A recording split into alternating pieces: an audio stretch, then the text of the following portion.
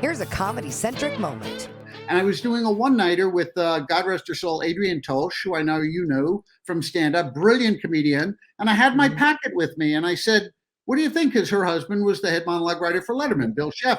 I said, what do you think? She said, these are really funny. Send them to Bill. And he gave me sort of the same talk that, hey, it's kind of a thankless job. I got 13 factors here. It was a little more money. It was 75 because it was CBS. And I did the same thing. And the exact same thing happened after about a month or so. Bill called me up. He said, we want to put you on retainer. It was a little more. I think it was like 500 or 600. But it was the only late night show, and to this day, the only late night show I've ever worked on where there was only one monologue writer on staff, and that was Bill Sheff. Because, he was Dave's best friend. They were extremely close, and he took it upon himself to make that his department. So he had about 13 factors, but none of the other writers wrote for monologue. It was his own little section.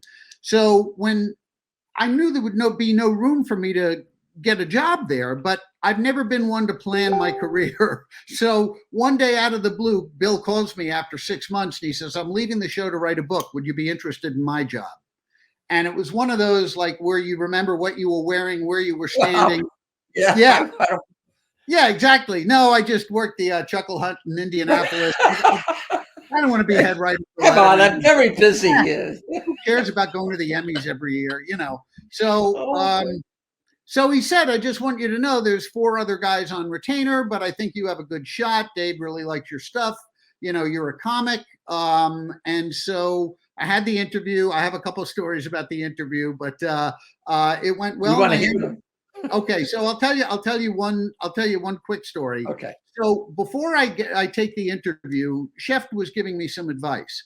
And he said, look, at some point, Dave is going to try and throw you off your game. He's out of nowhere. He's going to say something like, do you like red meat?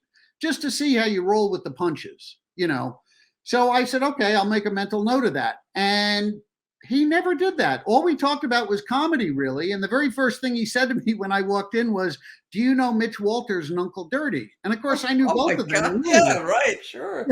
Really well. I'd worked with both of them. And so we talked about that. And then, a chef called me up a few days later and I got the gig. This is another story there.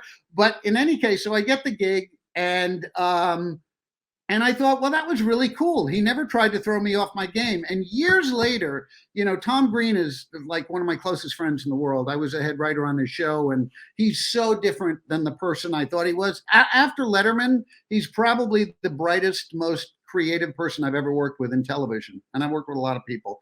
But Tom said to me only a few years ago, I said, he never asked me that red meat thing to throw me off.